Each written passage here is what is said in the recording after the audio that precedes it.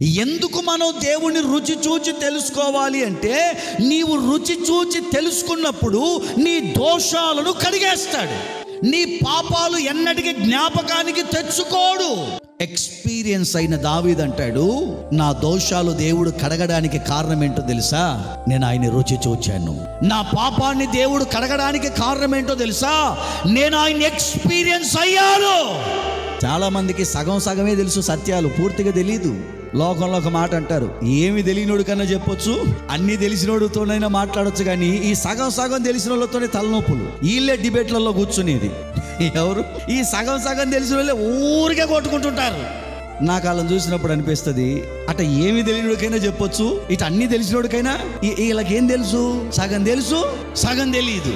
దావీదు అంటాడు, నువ్వు నిజంగా దేవుణ్ణి రుచి చూచి తెలుసుకున్నావా? దేవుడు ఎవరు?